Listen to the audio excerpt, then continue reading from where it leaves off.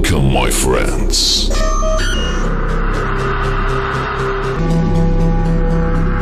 Feel free and expect the unexpected. Hello students, welcome back to our English class. In this class, we are going to discuss about most expected question and answers from the poem To the Food from Its Child. Dear students, Pablo Neruda ಅವರು ಬರೆದಿರುವಂಥ to the foot from its child ಅನ್ನುವಂಥ ಅದ್ಭುತವಾದ ಕವಿತೆಯನ್ನು ಕುರಿತಾಗಿ already ಹಿಂದಿನ ಕ್ಲಾಸ್ನಲ್ಲಿ ನಾವು discussion ಮಾಡಿದ್ದೀವಿ. ತಾವೆಲ್ಲರೂ ಕೂಡ ಅದನ್ನು ನೋಡಿ ಅರ್ಥ ಮಾಡ್ಕೊಂಡಿದ್ದೀರಾ ಅಂತ ಅನ್ಕೋತೀನಿ. ತಾವಿನ್ನೂ ಆ ವಿಡಿಯೋನ ನೋಡಿಲ್ಲ ಅಂತಂದರೆ ಈ ವಿಡಿಯೋ ಕೆಳಗೆ ಕೊಟ್ಟಿರ್ತಕ್ಕಂಥ ಡಿಸ್ಕ್ರಿಪ್ಷನ್ ಬಾಕ್ಸಲ್ಲಿ ಅದರ ಲಿಂಕನ್ನು ಕೊಡ್ತೀನಿ. ತಾವು ಅದನ್ನು ನೋಡಿಕೊಂಡು ಅರ್ಥ ಮಾಡಿಕೊಂಡು ಆದಮೇಲೆ ಈ ಕ್ವಶನ್ ಆನ್ಸರ್ಸ್ಗಳ ಬಗ್ಗೆ ವಿಡಿಯೋನ ನೋಡಿ ಅಂತ ಹೇಳ್ತಾ, ಈ ಒಂದು ಪೋಯಮಲ್ಲಿ ಕವಿ ಈ ಮಗುವಿನ ಪಾದ ಹುಟ್ಟಿದಾಗಿನಿಂದ ಹಿಡ್ಕೊಂಡು ಸಾಯೋವರೆಗೆ ಹೇಗೆಲ್ಲ ಬೆಳವಣಿಗೆ ಆಗ್ತಾ ಹೋಗುತ್ತೆ, ಏನೇನು ಕಷ್ಟಗಳನ್ನು ಅನುಭವಿಸುತ್ತೆ, ಅದೆಲ್ಲವನ್ನ ಈ ಪೋಯಮಲ್ಲಿ ಎಕ್ಸ್ಪ್ಲೇನ್ ಮಾಡ್ತಾ ಹೋಗಿದ್ದಾರೆ. ಆದರೆ ಇದೊಂದು ಸಿಂಬಾಲಿಕ್ ಆಗಿರ್ತಕ್ಕಂಥ ಪೋಯಮ್.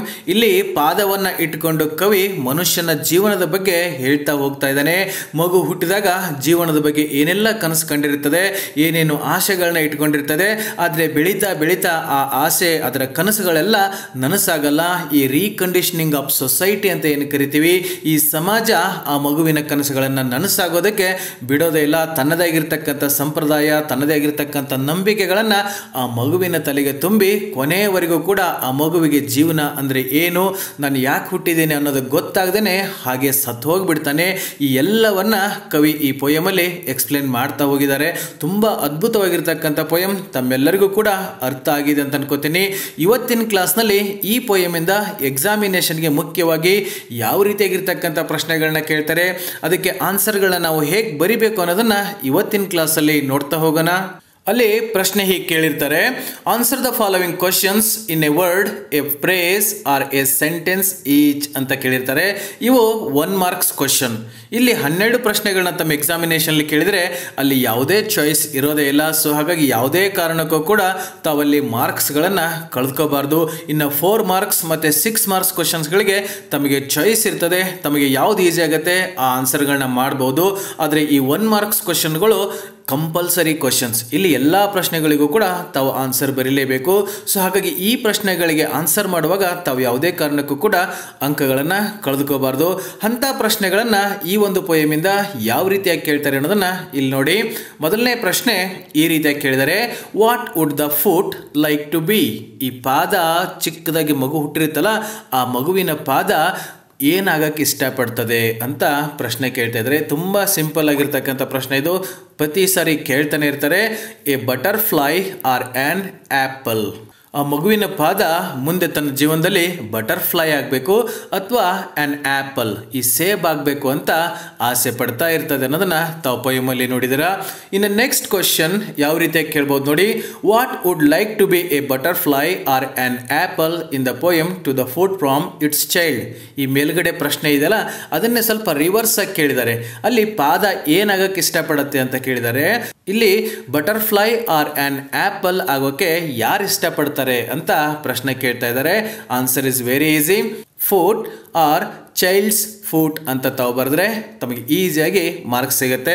ತಾವು ಫುಟ್ ಅಂತ ಬರೆದ್ರೂ ಕೂಡ ಸರಿಯಾಗಿರ್ತಕ್ಕಂಥ ಆನ್ಸರ್ ಆಗುತ್ತೆ. ಇನ್ನು ನೆಕ್ಸ್ಟ್ ಪ್ರಶ್ನೆ ಯಾವ ರೀತಿಯಾಗಿ ಕೇಳಿದ್ದಾರೆ ನೋಡಿ.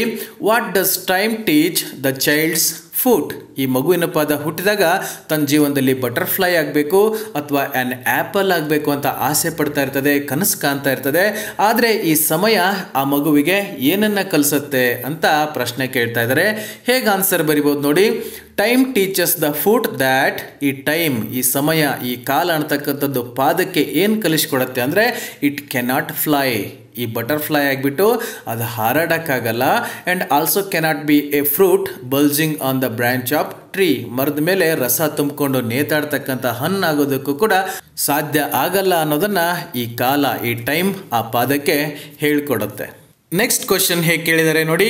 The line stones and bits of glass, streets, ladders and paths in the rough earth suggest dash ಅಂತ ಕೇಳಿದ್ದಾರೆ. ಕವಿ ಮಗುವಿನ ಪಾದದ ಬಗ್ಗೆ ಹೇಳುವಾಗ ಈ ಎಲ್ಲ ಪದಗಳನ್ನು ಬಳಸ್ತಾ ಇರ್ತಾನೆ. ಇವೆಲ್ಲವುಗಳು ಕೂಡ ಏನನ್ನ ಸೂಚಿಸ್ತವೆ ಅಂತ ಪ್ರಶ್ನೆ ಕೇಳಿದ್ದಾರೆ. ಇದಕ್ಕೆ ಆನ್ಸರ್ ಏನಿದೆ ನೋಡಿ. Hardships one has to face in life. ಅಲ್ವಾ? ಈ ಚಿಕ್ಕ ಮಕ್ಕಳು ಜೀವನದ ಬಗ್ಗೆ ಏನೋ ಕಲ್ಪನೆ ಕಟ್ಕೊಂಡಿರ್ತವೆ, ಏನೋ ಕನಸು ಕಾಣ್ತಿರ್ತವೆ. ಆದರೆ ನಾವು ಕಲ್ಪನೆ ಮಾಡಿಕೊಂಡಷ್ಟು ಈ ಜೀವನ ಈಸಿ ಆಗಿರಲ್ಲ. ಇಲ್ಲಿ ತುಂಬ ಚಾಲೆಂಜಸ್ ಇರ್ತದೆ, ತುಂಬ ಕಷ್ಟಗಳಿರ್ತವೆ, ತುಂಬ ನೋವಿರ್ತದೆ. ಇವೆಲ್ಲವುಗಳನ್ನು ಈ ಪದಗಳು ಸೂಚಿಸ್ತವೆ ಅಂತ ನಾವು ಅರ್ಥ ಮಾಡ್ಕೋಬೇಕು. ಇನ್ನು ಮುಂದಿನ ಪ್ರಶ್ನೆ ಹೇಗಿದೆ ನೋಡಿ. Why does the child's foot feel defeated? ಆ ಮಗುವಿನ ಪಾದ ಬಟರ್ಫ್ಲೈ ಆಗಬೇಕು ಅಥವಾ ಆ್ಯನ್ ಆ್ಯಪಲ್ ಆಗಬೇಕು ಅಂತ ಕನಸು ಕಾಣ್ತಾ ಇರ್ತದೆ. ಆದರೆ ಆ ಕನಸುಗಳು ನನಸಾಗ್ದೇ ಸೋಲನ್ನು ಒಪ್ಕೊಂಡು ಬಿಡುತ್ತೆ ಆ ಪಾದ. ಯಾಕೆ ಅಂತ ಪ್ರಶ್ನೆ ಕೇಳ್ತಾ ಇದ್ದಾರೆ. ಇಲ್ಲಿ 1 ಮಾರ್ಕ್ಸ್ಗೆ ಕೇಳಿರೋದ್ರಿಂದ ನಾವು ಶಾರ್ಟಾಗಿ ಆನ್ಸರ್ನ ಬರಿಬೇಕು. ಸೊ ಹೇಗೆ ಬರಿಬೋದು ನೋಡಿ. The hard realities of life make the child's foot feel defeated. ಈ ಜೀವನದಲ್ಲಿರ್ತಕ್ಕಂಥ ಕಟು ಸತ್ಯಗಳೇನಿದಾವೆ, ಈ ಕಷ್ಟಗಳು, ಚಾಲೆಂಜಸ್ ಏನಿದಾವೆ, ಈ ಸಮಾಜ ಏನಿದೆ, ಇವೆಲ್ಲವುಗಳಿಂದ ಆ ಮಗುವಿನ ಪಾದ ಸೋಲನ್ನು ಒಪ್ಕೊಳ್ಳುತ್ತೆ ಅಥವಾ ಆ ಮಗು ತನ್ನ ಕನಸನ್ನು ತ್ಯಾಗ ಮಾಡಬೇಕಾಗತ್ತೆ ಅನ್ನೋದನ್ನು ಈ ಪೊಯಮಲ್ಲಿ ನಾವು ನೋಡಿದ್ದೀವಿ. ಇನ್ನು ಮುಂದಿನ ಪ್ರಶ್ನೆ ಹೇಗಿದೆ ನೋಡಿ. Mention the words that convey the real experiences of the foot. ಈ ಮಗುವಿನ ಪಾದ ಬಟರ್ಫ್ಲೈ ಆಗಬೇಕು ಅಥವಾ ಆ್ಯಪಲ್ ಆಗಬೇಕು ಅಂತ ಅಂದ್ಕೊಂಡು ಕನಸು ಕಾಣ್ತಾ ಇರ್ತದೆ. ಆದರೆ ಅದರ ನಿಜವಾಗಿರ್ತಕ್ಕಂಥ ಅನುಭವಗಳೇ ಬೇರೆ ಆಗಿರ್ತವೆ. ಆ ಅನುಭವಗಳನ್ನ ಸೂಚಿಸ್ತಕ್ಕಂಥ ಪದಗಳು ಈ ಕವಿತೆಯಲ್ಲಿ ಯಾವುದಿದಾವೆ ಅಂತ ಕೇಳ್ತಾ ಇದ್ದಾರೆ. ಇದಕ್ಕೆ ತುಂಬ ಈಸಿಯಾಗಿ ತಾವು ಆನ್ಸರ್ನ ಮಾಡ್ಬೋದು. Stones and bits of glass, streets, ladders and the path in the rough earth, ಇವೆಲ್ಲವುಗಳು ಕೂಡ ನಿಜವಾಗಿರ್ತಕ್ಕಂಥ ಅನುಭವಗಳನ್ನು ಸೂಚಿಸುತ್ತೆ ಅಲ್ವಾ? ನಾವು ಜೀವನದ ಬಗ್ಗೆ ಕಾಣ್ತಕ್ಕಂಥ ಕನಸುಗಳೇ ಬೇರೆ, ಈ ನಿಜವಾಗಿರ್ತಕ್ಕಂಥ ವಾಸ್ತವ ಜೀವನನೇ ಬೇರೆ ಇರ್ತದೆ. ಅದನ್ನು ಹೇಳುವಾಗ ಕವಿ ಇವೆಲ್ಲವುಗಳನ್ನು ಬಳಸ್ತಾ ಇರ್ತಾನೆ. ನೆಕ್ಸ್ಟ್ ಕ್ವಶನ್ ಹೇಗಿದೆ ನೋಡಿ. Condemn to live in a shoe suggest that the foot is dash ಅಂತ ಕೊಟ್ಟಿದ್ದಾರೆ. ಕವಿ ಈ ಪೊಯಮಲ್ಲಿ ಈ ಮಗುವಿನ ಪಾದದ ಬಗ್ಗೆ ಹೇಳುವಾಗ ಈ ಮಾತನ್ನು ಹೇಳ್ತಾನೆ. Condemn to live in a shoe ಅಲ್ವಾ? ಆ ಮಗುವಿನ ಪಾದ ಹುಟ್ಟಿದಾಗ ಬಟರ್ಫ್ಲೈ ಆಗಬೇಕು, ಆ್ಯಪಲ್ ಆಗಬೇಕು ಅಂತ ಕನಸು ಕಾಣ್ತಾ ಇರ್ತದೆ. ಆದರೆ ನಾವು ಅದನ್ನು ಒತ್ತಾಯವಾಗಿ ಆ ಶೂನಲ್ಲಿ ಬಂದಿಯಾಗಿಸ್ಬಿಡ್ತೀವಿ ಅಂತ ಇಲ್ಲಿ ಹೇಳ್ತಾ ಇದ್ದಾನೆ. ಹೀಗೆ ಹೇಳಿದಾಗ ಅದು ಏನನ್ನ ಸೂಚಿಸುತ್ತೆ ಆ ಪಾದದ ಬಗ್ಗೆ ಅಂತ ಇಲ್ಲಿ ಕೇಳಿದ್ದಾರೆ. ಸೊ ಆನ್ಸರ್ ಹೇಗೆ ಬರಿಬೋದು ನೋಡಿ. Force to give up its dreams. ಆ ಪಾದ ಏನು ಕನಸು ಕಂಡಿರ್ತದೆ, ಆ್ಯಪಲ್ ಆಗಬೇಕು, ಬಟರ್ಫ್ಲೈ ಆಗಬೇಕು ಅಂತ, ಅದನ್ನು ಒತ್ತಾಯಪೂರ್ವಕವಾಗಿ ಬಿಟ್ಬಿಡೋಕೆ ಹಚ್ತೀವಿ ಅಂತ ಇಲ್ಲಿ ಅರ್ಥ ಕೊಡುತ್ತೆ. ಅಥವಾ ಪ್ರಿಸನರ್, ಆ ಪಾದ ಆ ಶೂನಲ್ಲಿ ಬಂದಿಯಾಗಿ ಕೈದಿ ಥರ ಬದುಕೋದಕ್ಕೆ ಆರಂಭ ಮಾಡುತ್ತೆ ಅಂತ ನಾವಿಲ್ಲಿ ಆನ್ಸರ್ನ ಬರಿಬೇಕು. ಮುಂದಿನ ಪ್ರಶ್ನೆ ಯಾವ ರೀತಿಯಾಗಿ ಕೇಳ್ಬೋದು ನೋಡಿ. Where is the defeated foot condemn to live according to the speaker of to the foot from its child. ಈ ಒಂದು ಕವಿತೆಯಲ್ಲಿ ಕವಿಯ ಪ್ರಕಾರ ಈ ಸೋಲನ್ನು ಒಪ್ಕೊಂಡಿರ್ತಕ್ಕಂಥ ಪಾದವನ್ನು ಒತ್ತಾಯಪೂರ್ವಕವಾಗಿ ನಾವು ಎಲ್ಲಿ ಬಂದಿಯಾಗಿಸ್ತೀವಿ ಅಂತ ಇಲ್ಲಿ ಪ್ರಶ್ನೆ ಕೇಳ್ತಾ ಇದ್ದಾರೆ. ತುಂಬ ಈಸಿಯಾಗಿ ಇದಕ್ಕೆ ಆನ್ಸರ್ ಮಾಡಿಬಿಡ್ಬೋದು. ಇನ್ ಎ ಶೂ ಅಲ್ವಾ? ಆ ಮಗುವಿನ ಪಾದವನ್ನು ನಾವು ಆ ಶೂನಲ್ಲಿ ಬಂದಿಯಾಗಿಸ್ಬಿಡ್ತೀವಿ ಅಂತ ನಾವು ಪೊಯಮಲ್ಲಿ ನೋಡಿದ್ದೀವಿ. ಇನ್ನು ನೆಕ್ಸ್ಟ್ ಕ್ವಶನ್ ಯಾವ ರೀತಿಯಾಗಿ ಕೇಳ್ಬೋದು ನೋಡಿ. Mention any one of the place through which the foot walks in to the foot's from its child. ಕವಿ ಈ ಪೊಯಮಲ್ಲಿ ಪಾದ ಜೀವನ ಪೂರ್ತಿ ನಡೀತಾನೆ ಇರ್ತದೆ, ಎಲ್ಲೆಲ್ಲಿ ನಡೀತಾ ಇರ್ತದೆ ಅಂತ ಹೇಳ್ತಾ ಇರ್ತಾನೆ. ಸೊ ಅದರಲ್ಲಿ ಯಾವುದಾದ್ರೂ ಒಂದು ಪ್ಲೇಸನ್ನು ಹೇಳಿ ಅಂತ ಇಲ್ಲಿ ಕೇಳಿದರೆ ಈಸಿಯಾಗಿ ಆನ್ಸರ್ ಮಾಡ್ಬೋದು. ಆ ಪೊಯಮಲ್ಲಿ ಕವಿ ಹೇಳ್ತಾನೆ ಫೀಲ್ಡ್ಸ್, ಮೈನ್ಸ್, ಮಾರ್ಕೆಟ್ಸ್, ಮಿನಿಸ್ಟರೀಸ್, ಈ ಎಲ್ಲ ಜಾಗಗಳಲ್ಲಿ ಈ ಪಾದಗಳು ನಡೀತಾನೆ ಇರ್ತವೆ ಅಂತ ಹೇಳ್ತಾರೆ. ಇಲ್ಲಿ ತಾವು ಯಾವುದಾದ್ರೂ ಒಂದನ್ನು ಬರೆದ್ರೆ ಸಾಕು, ತಮಗೆ ಈಸಿಯಾಗಿ 1 ಮಾರ್ಕ್ಸ್ ಸಿಗತ್ತೆ. ಇನ್ನು ಮುಂದಿನ ಪ್ರಶ್ನೆ ಯಾವ ರೀತಿಯಾಗಿ ಕೇಳಿದ್ದಾರೆ ನೋಡಿ. What does the line until the whole man chooses to stop mean? ಈ ಪೊಯಮಲ್ಲಿ ಕವಿ ಈ ಪಾದ ಎಲ್ಲ ಕಡೆ ನಡೀತಾನೆ ಇರ್ತದೆ, ತನ್ನ ಜೀವನ ಪೂರ್ತಿ ಈ ಪಾದ ನಡೀತಾನೆ ಇರ್ತದೆ. ಎಲ್ಲಿವರೆಗೆ ಪಾದ ನಡೀತಾ ಇರ್ತದೆ ಅಂದರೆ until the whole man chooses to stop ಅಂತ ಹೇಳ್ತಾನೆ. ಇಲ್ಲಿ until the whole man chooses to stop ಅಂತಂದರೆ ಅದರ ಅರ್ಥ ಏನು ಅಂತ ಕೇಳ್ತಾ ಇದ್ದಾರೆ. ತುಂಬ ಸಿಂಪಲ್ ಆಗಿ ಆನ್ಸರ್ ಮಾಡ್ಬೋದು. ಡೆತ್ ಅಥವಾ ಅಂಟಿಲ್ ದ ಪರ್ಸನ್ ಡೈಸ್, ಮನುಷ್ಯ ಸಾಯೋವರೆಗೂ ಕೂಡ ಈ ಪಾದ ನಡೀತಾನೆ ಇರ್ತದೆ ಅಂತ ಕವಿ ಇಲ್ಲಿ ಹೇಳ್ತಾ ಇರ್ತಾನೆ. ತಾವು ಈಸಿಯಾಗಿ ಡೆತ್ ಅಂತ ಬರೆದ್ರು ಕೂಡ ಆಗತ್ತೆ. ನೆಕ್ಸ್ಟ್ ಕ್ವಶನ್ ಹೇಗಿದೆ ನೋಡಿ. What does the shoe represent in the poem? ಕವಿ ಈ ಪೊಯಮಲ್ಲಿ ಮಗುವಿನ ಪಾದದ ಬಗ್ಗೆ ಹೇಳುವಾಗ ಆ ಪಾದವನ್ನು ಶೂನಲ್ಲಿ ಬಂದಿಯಾಗಿಸ್ಬಿಡ್ತೀವಿ ಅಂತ ಹೇಳ್ತಾನೆ. ಈ ಮಗುವಿನ ಪಾದದ ಜೊತೆಗೆ ಮನುಷ್ಯನ ಜೀವನದ ಬಗ್ಗೆ ಕೂಡ ಕವಿ ಇಲ್ಲಿ ಹೇಳ್ತಾ ಇರೋದ್ರಿಂದ ಇಲ್ಲಿ ಶೂ ಅನ್ನೋದು ಏನನ್ನ ಪ್ರತಿನಿಧಿಸುತ್ತೆ ಅಥವಾ ಏನನ್ನ ಸೂಚಿಸುತ್ತೆ ಅಂತ ಪ್ರಶ್ನೆ ಕೇಳ್ತಾ ಇದ್ದಾರೆ. ಅದಕ್ಕೆ ಆನ್ಸರ್ ಹೇಗೆ ಬರಿಬೋದು ನೋಡಿ. The shoe represents societal norms and traditions. ಈ ಶೂ ಅನ್ನತಕ್ಕಂಥದ್ದು ನಮ್ಮ ಜೀವನದಲ್ಲಿ ಈ ಸಮಾಜದ ಕಟ್ಟಳೆಗಳೇನಿದಾವೆ, ಪದ್ಧತಿಗಳೇನಿದಾವೆ, ಸಂಪ್ರದಾಯಗಳೇನಿದಾವೆ ಅದನ್ನು ಇಂಡೈರೆಕ್ಟ್ ಆಗಿ ಕವಿ ಇಲ್ಲಿ ಮಗುವಿನ ಪಾದದ ಬಗ್ಗೆ ಹೇಳುವಾಗ ಶೂ ಅಂತ ಬಳಸ್ತಾ ಇದ್ದಾನೆ. ಆ ಶೂ ಆ ಪಾದಕ್ಕೆ ಸ್ವತಂತ್ರ ಕೊಡೋದೇ ಇಲ್ಲ. ಆ ಶೂ ಹೇಗಿರ್ತದೆ ಅದರೊಳಗೇನೆ ಆ ಪಾದ ಬಂದಿಯಾಗಿರ್ತದೋ. ನಾವು ಕೂಡ ಹುಟ್ಟಿದಾಗ ತುಂಬಾ ಮುಗ್ಧವಾಗಿದ್ರು ಕೂಡ, ಸ್ವಚ್ಛಂದವಾದ ಮನಸ್ಸಿದ್ರು ಕೂಡ ಬೆಳೀತಾ ಬೆಳೀತಾ ಈ ಸಮಾಜ ಏನು ಮಾಡುತ್ತೆ, ನಮಗೆ ರೀಕಂಡೀಷನಿಂಗ್ ಮಾಡುತ್ತೆ. ನಮಗೆ ಕೆಲವೊಂದು ನಂಬಿಕೆಗಳನ್ನ, ಸಂಪ್ರದಾಯಗಳನ್ನ ನಮ್ಮ ತಲೆಗೆ ತುಂಬ ಹಾಕಿಬಿಡ್ತದೆ. ನಾವು ಕೊನೆಗೆ ಯಾಂತ್ರಿಕವಾಗಿರ್ತಕ್ಕಂಥ ಜೀವನ ನಡೆಸಬೇಕಾಗತ್ತೆ ಅನ್ನೋದನ್ನ ಈ ಪೋಯಂ ಬಗ್ಗೆ ಡಿಸ್ಕಷನ್ ಮಾಡುವಾಗ ನಾವು ನೋಡಿದ್ದೀವಿ. ಸೊ ಆನ್ಸರ್ನ ಹೇಗೆ ಬರಿಬೇಕು? The shoe represents societal norms and traditions by which one is bound or the framework given by society. ನಮಗೆ ಸೊಸೈಟಿ, ಈ ಸಮಾಜ ಏನು ಮಾಡುತ್ತೆ, ಕೆಲವೊಂದು ನಂಬಿಕೆಗಳನ್ನು ತುಂಬಿ ಜೀವನ ಅಂದರೆ ಇಷ್ಟೇ, ನೀನು ಹೀಗೆ ಬದುಕಬೇಕು, ಇದನ್ನೇ ಮಾಡಬೇಕು ಅಂತ ಹೇಳಿ ನಿಜವಾಗಿರ್ತಕ್ಕಂಥ ಜೀವನವನ್ನು ಅರ್ಥ ಮಾಡ್ಕೊಳ್ತಕ್ಕಂಥ ಅವಕಾಶನೇ ನಮಗೆ ಸಿಗದೇ ಸತ್ತು ಹೋಗ್ತೀವಿ ಅನ್ನೋದನ್ನು ಈ ಪೋಯಮ್ ಡಿಸ್ಕಷನ್ ಮಾಡುವಾಗ ನಾವು ನೋಡಿದ್ದೀವಿ. ನೆಕ್ಸ್ಟ್ ಕ್ವಶನ್ ಹೇಗೆ ಕೇಳ್ಬೋದು ನೋಡಿ.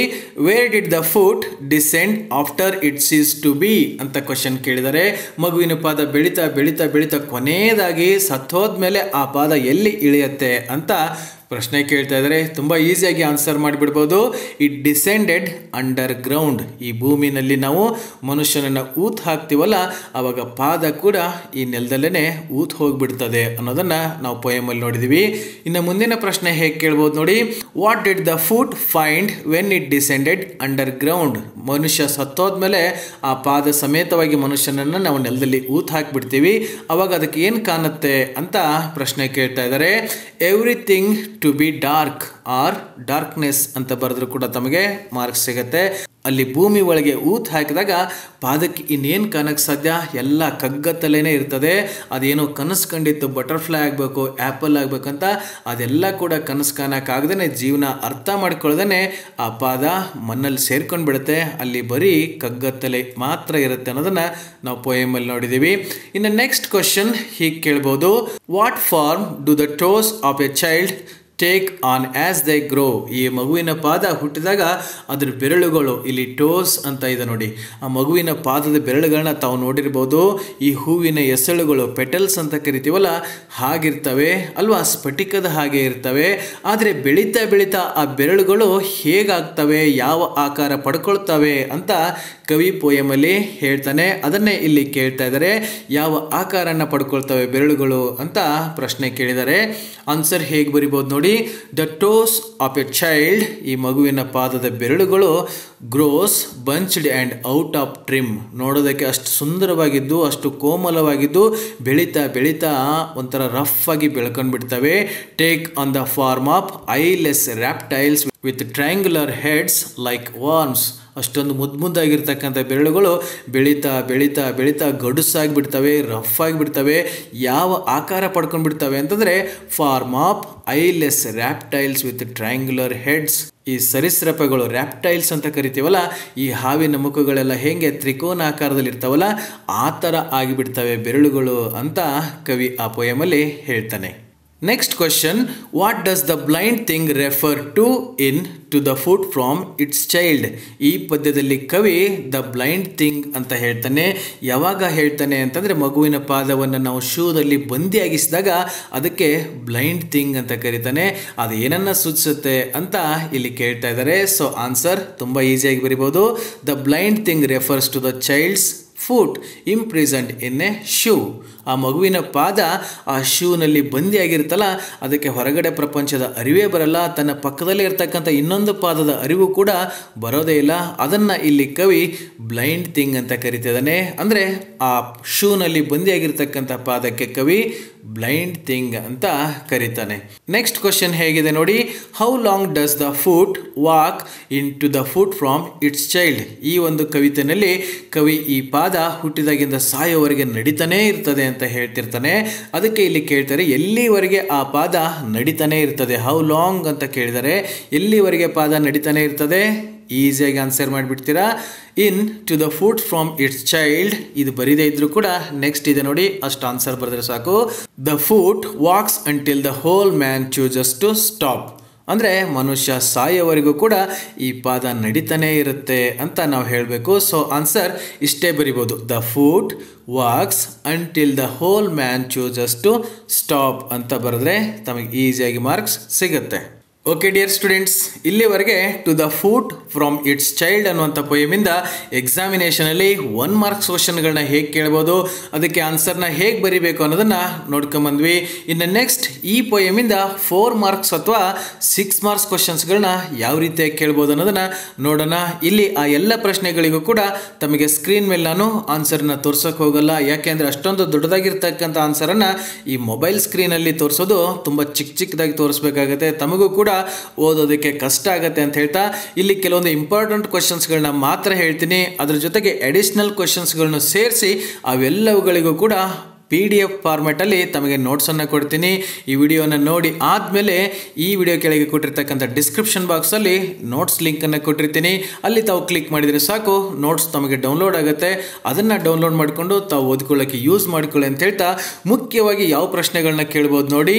ಇಲ್ಲಿ ಪ್ರಶ್ನೆ ಕೇಳಿರ್ತಾರೆ, answer the following questions in a paragraph of 80 to 100 words. ತಮಗೆ ಗೊತ್ತಲ್ವಾ 4 ಮಾರ್ಕ್ಸ್ ಕ್ವಶನ್ಗಳಿಗೆ ನಾವು ಅಟ್ಲೀಸ್ಟ್ ಅರ್ಧ ಪೇಜ್ ಆದರೂ ಕೂಡ ಬರಿಬೇಕು, 80ರಿಂದ 100 ಪದಗಳಲ್ಲಿ ಆನ್ಸರ್ ಮಾಡಬೇಕಾಗಿರ್ತದೆ. ಅಂಥ ಪ್ರಶ್ನೆಗಳು ಯಾವ ರೀತಿಯಾಗಿದ್ದಾವೆ ನೋಡಿ. Bring out the stages of heart shapes faced by the foot after being confined in a shoe. ಆ ಮಗುವಿನ ಪಾದ ಹುಟ್ತಾ ತುಂಬ ಸ್ವತಂತ್ರವಾಗಿತ್ತು, ಜೀವನದ ಬಗ್ಗೆ ಏನೋ ಕಲ್ಪನೆ ಕಟ್ಕೊಂಡಿತ್ತು, ಆದರೆ ಆ ಪಾದವನ್ನು ನಾವು ಶೂನಲ್ಲಿ ಬಂದಿಯಾಗಿಸಿ ಆದ ಮೇಲೆ ಅದು ಏನೇನು ಕಷ್ಟಗಳನ್ನು ಅನುಭವಿಸುತ್ತೆ ಅಂತ ಇಲ್ಲಿ ಪ್ರಶ್ನೆ ಕೇಳಿದ್ದಾರೆ. ಇದ್ರ ಬಗ್ಗೆ ಅವಾಗವಾಗ ಮತ್ತೆ ಪ್ರಶ್ನೆಗಳನ್ನ ಕೇಳ್ತಾ ಇರ್ತಾರೆ. ಇದೇ ಪ್ರಶ್ನೆನ ಸ್ವಲ್ಪ ಭಿನ್ನವಾಗಿ ಕೂಡ ಕೇಳ್ತಾ ಇರ್ತಾರೆ, but answer will be the same. ತಮಗೆ ನೋಟ್ಸಲ್ಲಿ ಇದಕ್ಕೆ ಆನ್ಸರ್ ಸಿಗುತ್ತೆ. ಮುಂದಿನ ಪ್ರಶ್ನೆ ಯಾವುದನ್ನ ಕೇಳ್ಬೋದು ನೋಡಿ. Bring out the contrast between illusion and reality in to the foot from its child. ಈ ಪ್ರಶ್ನೆಗಳನ್ನ ಮೊದಲು ನಾವು ಕರೆಕ್ಟಾಗಿ ಅರ್ಥ ಮಾಡ್ಕೋಬೇಕು. ಕೆಲವೊಂದು ಸಾರಿ ಪ್ರಶ್ನೆಗಳನ್ನೇ ನಾವು ಸರಿಯಾಗಿ ಅರ್ಥ ಮಾಡ್ಕೊಳ್ಳೋದೇ ಏನೋ ಆನ್ಸರ್ ಬರೆದು ಬಿಡ್ತೀವಿ, ಅವಾಗ ನಾವು ಮಾರ್ಕ್ಸನ್ನು ಕಳ್ಕೊಳ್ತಕ್ಕಂಥ ಚಾನ್ಸಸ್ ತುಂಬ ಇರುತ್ತೆ. ಇಲ್ಲಿ ಕೇಳ್ತಾ ಇದ್ದಾರೆ contrast between illusion and reality. Contrast ಅಂತಂದರೆ ವ್ಯತ್ಯಾಸ, ಯಾವುದ್ರ ಮಧ್ಯಕ್ಕೆ? Illusion and reality. ಇಲ್ಯೂಷನ್ ಅಂತಂದರೆ ಭ್ರಮೆ ಅಂತ ಕರಿತೀವಿ, ರಿಯಾಲಿಟಿ ಅಂತಂದರೆ ಸತ್ಯ, ವಾಸ್ತವತೆ ಅಂತ ಕರಿತೀವಿ. ಅದ್ರ ಮಧ್ಯಕ್ಕೆ ತುಂಬ ವ್ಯತ್ಯಾಸ ಇದೆ ಅಲ್ವಾ. ನಾವು ಜೀವನದ ಬಗ್ಗೆ ಏನೋ ಕನಸು ಕಾಣ್ತೀವಿ, ಕಲ್ಪನೆ ಕಾಣ್ಕೋತೀವಿ, ಕಾಣೋದು ತುಂಬ ಈಸಿ ಅಲ್ವಾ, ಇಮ್ಯಾಜಿನೇಷನ್ ಮಾಡ್ಕೊಳ್ಳೋದು ತುಂಬ ಈಸಿ. ಆದರೆ ನಾವು ಕಲ್ಪನೆ ಮಾಡಿಕೊಂಡಷ್ಟು ಜೀವನ ಈಸಿಯಾಗಿರಲ್ಲ, ಇಲ್ಲಿ ತುಂಬ ಕಷ್ಟ ಇರ್ತದೆ. ಅದೆಲ್ಲವನ್ನ ಕವಿ ಈ ಪಾದದ ಮೂಲಕ ಈ ಪೋಯಮಲ್ಲಿ ಹೇಳ್ತಾ ಹೋಗ್ತಾ ಇದ್ದಾನೆ. ಆ ಪಾದ ಬಟರ್ಫ್ಲೈ ಆಗಬೇಕು, ಆ್ಯಪಲ್ ಆಗಬೇಕು ಅಂತ ಅಂದ್ಕೊಳ್ತಾ ಇರ್ತದೆ, ಕನಸು ಕಾಣ್ತಾ ಇರ್ತದೆ.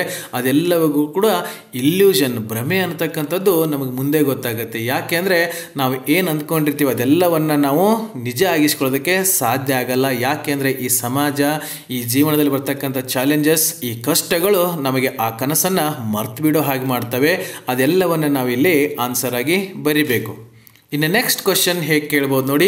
Explain how the poet uses A foot as A metaphor for life. ಇಲ್ಲಿ ಮೆಟಾಫರ್ ಅಂತ ಕೇಳಿದ್ದಾರೆ, ಅಂದರೆ ರೂಪಾಲಂಕಾರ ಅಂತ ಕರಿತೀವಲ್ಲ ನಾವು ಫಿಗರ್ಸ್ ಆಫ್ ಸ್ಪೀಚ್ ಕಲಿಯುವಾಗ, ಅದನ್ನೇ ಇಲ್ಲಿ ಮೆಟಾಫರ್ ಅಂತ ಕೇಳಿದ್ದಾರೆ.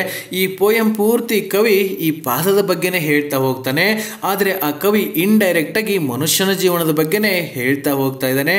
ಅದನ್ನೇ ತಾವಿಲ್ಲಿ ಆನ್ಸರ್ ಆಗಿ ಬರಿಬೇಕು. ಆ ಪಾದದ ಬಗ್ಗೆ ಏನೇನು ಹೇಳಿದಾನೋ ಅದೆಲ್ಲವುಗಳು ಕೂಡ ನಮ್ಮ ಮನುಷ್ಯನ ಜೀವನದ ಬಗ್ಗೆನೇ ಹೇಳಿದಾನೆ. ಅದನ್ನೇ ನಾವು ಈ ಪ್ರಶ್ನೆಗೆ ಆನ್ಸರ್ ಆಗಿ ಬರಿಬೇಕು.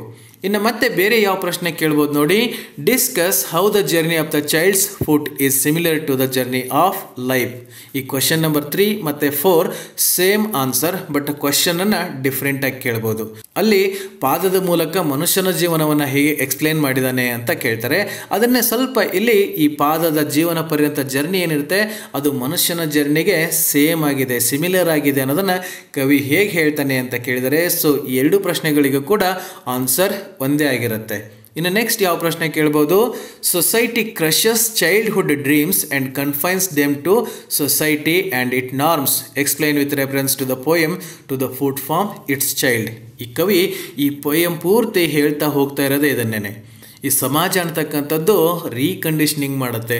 ಈ ಪ್ರತಿ ಮಗು ಹುಟ್ಟಿದಾಗ ಅದಕ್ಕೆ ಯಾವ ಜಾತಿ ಧರ್ಮ ಏನು ಕೆಟ್ಟದ್ದು ಒಳ್ಳೆಯದು ಏನೂ ಗೊತ್ತಿರಲ್ಲ, ಮುಗ್ಧವಾಗಿರ್ತದೆ. ಅದೊಂಥರ ವಿಶ್ವಮಾನವನ ಥರ ಅದರ ಮನಸ್ಸಿರುತ್ತೆ. ಆದರೆ ಸಮಾಜ ಆ ಮಗುವನ್ನು ನ್ಯಾಚುರಲ್ ಆಗಿ ಬೆಳೆಯೋದಕ್ಕೆ ಬಿಡೋದೇ ಇಲ್ಲ. ಅದರ ಮನಸ್ಸಲ್ಲಿ ತುಂಬ ಕಂಡೀಷನ್ಸ್ಗಳನ್ನು, ನಾರ್ಮ್ಸನ್ನು ಅಲ್ವಾ, ಸಂಪ್ರದಾಯಗಳನ್ನೆಲ್ಲ ತುಂಬಿಟ್ಟು ನಿಂದು ಈ ಧರ್ಮ, ನಿಂದು ಇದು ಜಾತಿ, ಜೀವನ ಅಂದರೆ ಇದೆ, ನೀನು ಹಾಗೆ ಮಾಡಬೇಕು ಹೀಗೆ ಮಾಡಬೇಕು ಅಂತ ಕೆಲವೊಂದು ರೆಡಿಮೇಡ್ ನಂಬಿಕೆಗಳನ್ನು ಈ ಮಗುವಿನ ಮನಸ್ಸಿನಲ್ಲಿ ತುಂಬಿ ಬಿಡ್ತಾರೆ. ಆ ಮಗು ಅವುಗಳನ್ನೇ ಸತ್ಯ ಅಂದ್ಕೊಂಡು ಅದೇ ರೀತಿ ಬದುಕುತ್ತೆ. ಕೊನೆಯವರೆಗೂ ಕೂಡ ಜೀವನ ಅಂದರೆ ಏನು ಅಂತ ಆ ಮಗು ಅರ್ಥ ಮಾಡ್ಕೊಳ್ಳೋದೇ ಸತ್ತು ಹೋಗಿಬಿಡ್ತದೆ ಅನ್ನೋದನ್ನು ಕವಿ ಈ ಪೊಯಮಲ್ಲಿ ತುಂಬ ಮಾರ್ಮಿಕವಾಗಿ ಎಕ್ಸ್ಪ್ಲೇನ್ ಮಾಡಿದ್ದಾನೆ. ಅದೆಲ್ಲವನ್ನ ತಾವಿಲ್ಲಿ ಆನ್ಸರ್ ಆಗಿ ಬರಿಬೋದು. ಸರ್, ಹೀಗೆ ಹೇಳಿಬಿಟ್ರೆ ನಮಗೆ ಹೇಗೆ ಗೊತ್ತಾಗುತ್ತೆ, ತುಂಬ ಕಷ್ಟ ಆಗತ್ತೆ ಅಂತ ಗೊಂದಲ ಪಟ್ಕೊಳ್ಳೋಕೆ ಹೋಗಬೇಡಿ. ಈ ಎಲ್ಲ ಪ್ರಶ್ನೆಗಳಿಗೆ ನೋಟ್ಸನ್ನು PDF ಫಾರ್ಮೆಟಲ್ಲಿ ಮಾಡಿ ಈ ವಿಡಿಯೋ ಕೆಳಗೆ ಡಿಸ್ಕ್ರಿಪ್ಷನ್ ಬಾಕ್ಸಲ್ಲಿ ಲಿಂಕನ್ನು ಕೊಟ್ಟಿದ್ದೀನಿ.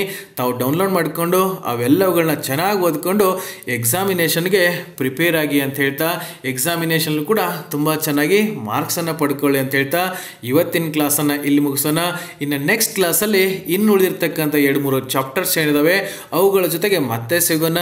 So till then take care.